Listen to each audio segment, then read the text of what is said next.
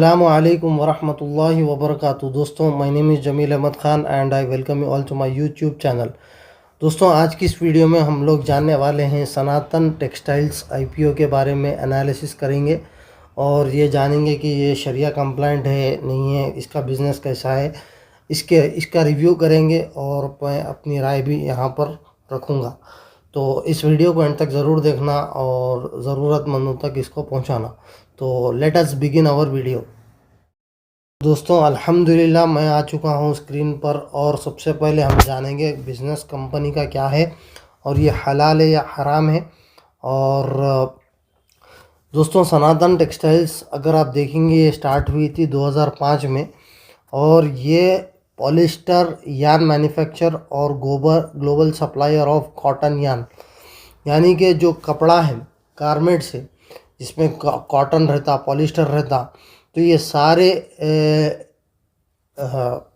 कपड़ों का जो रॉ मटेरियल है वो है यान, कॉटन यान, पॉलिस्टर यान, उसको ये कंपनी सप्लाई करती है।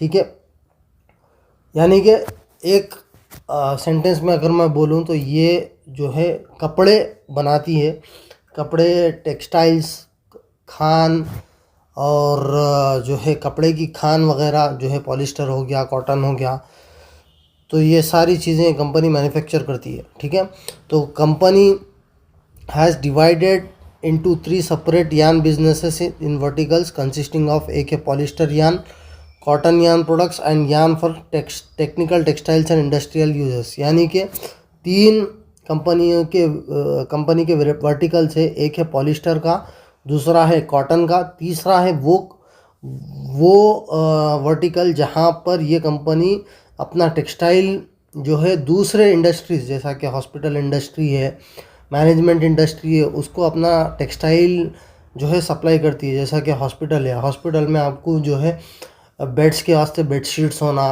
पिल्लो कवर्स होना, तो उसके लिए जितना भी कपड़ा लगेगा ये कंपनी जो है सप्लाई करती है। ठीक है, the technical textiles are used in various sectors such as automotive, health care, construction, sports and outdoor activities and protective clothing.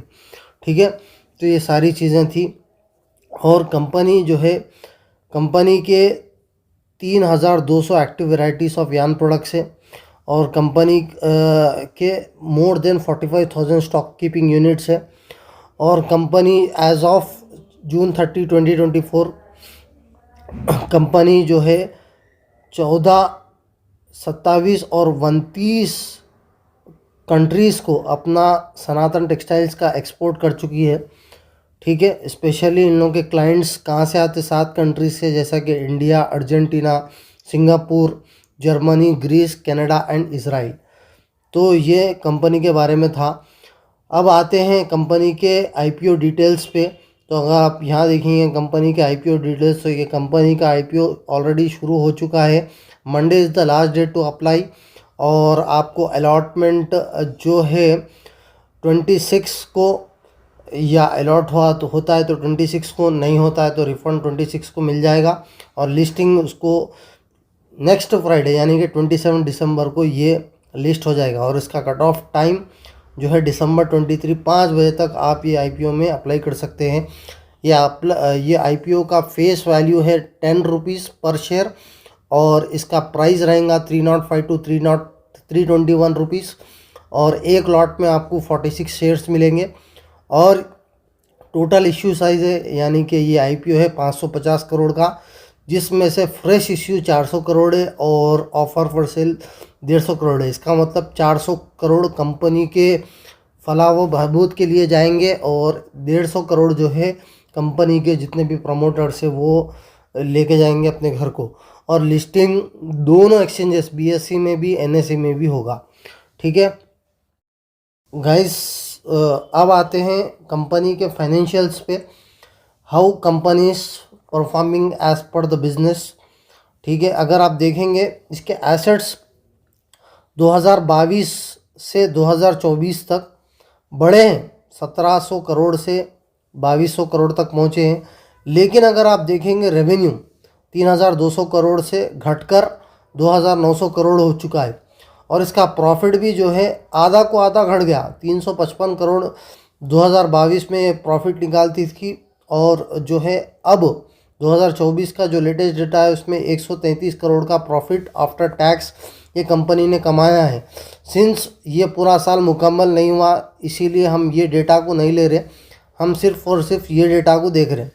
और अगर इसका नेटवर्थ देखेंगे तो माशाल्लाह बड़ा है, लेकिन साथ ही साथ बारोइंग भी इसकी बड़ी है।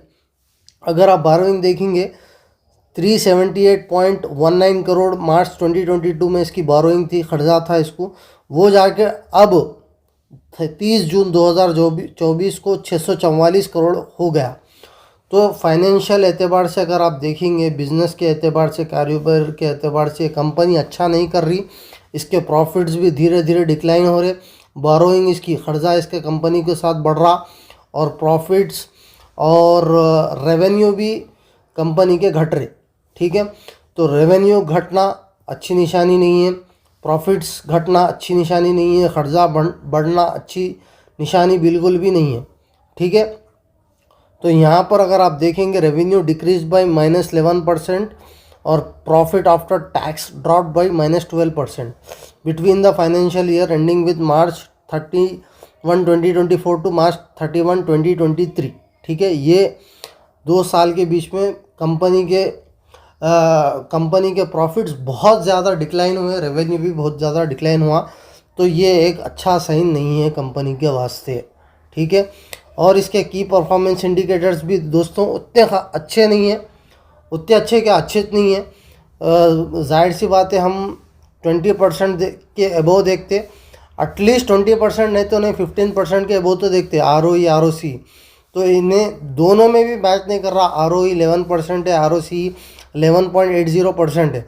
हाँ, डेट टू इक्विटी 0.17 है, और बिज़नेस भी इसका हलाल है। तो ये एक शरिया कंप्लाइंट IPO है, ये डेट कंप्लाइंस भी मीट कर रही, और बिज़नेस भी इसका हलाल है। लेकिन रिटर्न ऑन नेटवर्थ भी उतना अच्छा खासा नहीं है। Price to book value when compare to other IPOs, this IPO has a lesser price to book value, but this is not enough to justify that we need to apply for this IPO। ठीक है, अगर आप इसकी EPS की बात करेंगे तो pre IPO होगा 18.60, पोस्ट IPO होगा 23.73, और PE इसका 17.25 प्री IPO है। पोस्ट IPO घट जा रहा, घट के 13.53 हो रहा, जो कि नेगेटिव बात है हमारे लिए। दोस्तों, अगर आप देखेंगे कंपनी का मकसद क्या है IPO लाने का, if you see the IPO objectives you will come to know. एक है रीपेमेंट एंड प्रीपेमेंट, यानी कि जितना भी कर्जा है कंपनी को, वो कंपनी जो है ये पैसे को इस्तेमाल करेगी कर्जा फेरने में। दूसरा है investment in our subsidiary with Sanathan Polycot private limited for repayment and prepayment in full और पार्ट। ठीक है, कंपनी ने सनातन पॉलीकॉट प्राइवेट लिमिटेड की एक सब्सिडरी ख़रीदी, तो ये पैसा उसमें भी थोड़ा जाएगा। और तीसरा है जनरल कॉरपोरेट पर्पसेस, यानी कि रोज़मर्रा के जो बिज़नेस ऑपरेशन है उसको इस्तेमाल करने में कंपनी जो है ये IPO का पैसा इस्तेमाल करेगी। Let's have a look at the subscription table. तो यहाँ अगर आप देखेंगे ये IPO भी ओवर सब्सक्राइब हो चुका है 1.53 टाइम्स, और उसमें से सबसे ज़्यादा retail investor 2.32 times over subscribe किया। लेकिन हैरत की बात यह है कि क्वालिफाइड इन्वेस्टर्स और नॉन इंस्टीट्यूशनल बायर्स अभी भी कम पे है, 0.1 और 0.89। ठीक है, हालांकि एक दिन इस IPO का हो चुका है, आई एम रियली सॉरी, एक दिन नहीं 2 दिन हो गए हैं, और Monday is the last day to apply in this IPO। Having said it, हो रहा क्या दोस्तों, अभी फ़िलहाल IPO की मार्केट गर्म है। हर IPO आपको 20 से 25% का रिटर्न दे रहा, जिसकी वजह से सारे रिटेल इन्वेस्टर्स जो है मे बी IPO में कूद रहे। और होता क्या है, रिटेल इन्वेस्टर भोला रहता है दोस्तों, वो फंडामेंटल नहीं देखता, फाइनेंशियल नहीं देखता, कंपनी के डिटेल्स नहीं देखता, और धड़ल्ले से कूद जाता। तो ये एक क्या बोलते, रिस्की बेट हो सकती है, बहुत रिस्की हो सकता है ये IPO में इन्वेस्ट करना। बाकी आप अपना डिसीजन खुद लीजिए। और हैविंग सेड इट, ये जो कंपनी का जो बिज़नेस है वो बिज़नेस जो है बहुत ही कॉम्पिटिटिव बिज़नेस है। टेक्सटाइल का जो बिज़नेस है, जो कपड़ों का जो बिज़नेस है, इतना कॉम्पिटिटिव बिज़नेस है। आपको 100-125 कंपनीज टेक्सटाइल के मिल जाएंगे। हमारे हैदराबाद में भी बहुत टेक्सटाइल्स के दुकाना है, सूरत है, मुंबई है, कहाँ भी जाओ आपको टेक्सटाइल का कारोबार। और स्पेशली जो है चाइना, हमारे बाजू का जो मुल्क है, चाइना में सबसे ज़्यादा जो एक्सपोर्ट टेक्सटाइल का चाइना करता है। तो China is the biggest competitor of this company. और not only this company, the companies who are involve into this businesses. तो ये एक बहुत ही कॉम्पिटिटिव सेक्टर है। तो इसमें इन्वेस्ट करना it's a very risky kind of thing. Again आप जो है अपने फाइनेंशियल एडवाइज़र की सलाह लेके जो है इन्वेस्ट करिए। और आते हैं अभी जीएमपी के रेट पे। तो जीएमपी का प्राइस चल रहा है 45 रुपीज़ प्लस पे, और 14.02% की बढ़त जीएमपी में बता रहा है। Although this GMP data we cannot trust, we can't even trust the subscription data, because we need to go with only financials of the company, fundamentals of the company, and the competition in the market. So as of now what I believe is कि जो है सनातन textiles fundamentally एतबार से, financially एतबार से, इसके की performance indicators को देखें तो उतनी अच्छी कंपनी नहीं है। और इसमें अच्छा खासा रिस्क उठाना एक इन्वेस्टर को पड़ सकता है अगर ये आईपीओ के साथ ये कंपनी इन्वेस्टर जाता है तो। आई मीन टू से ये रिटेल इन्वेस्टर इसमें इन्वेस्ट करता है तो। बाकी आप अपना डिसीजन खुद लीजिएगा, अपने खुद के रिस्क पे लीजिएगा। तो मैं सेबी रजिस्टर्ड बिल्कुल भी नहीं हूँ, तो मैं सिर्फ अपना पर्सनल ओपिनियन दे रहा था, बाकी आपको खुद फैसला करना है। तो उम्मीद करता हूँ आपको ये सारी एनालिसिस पसंद आई होगी। मैं मिलता हूँ अगली वीडियो में, तब तक के लिए अपना खूब ख्याल रखिएगा। अल्लाह हाफिज़। अस्सलामु अलैकुम वरहमतुल्लाहि वबरकातुहू।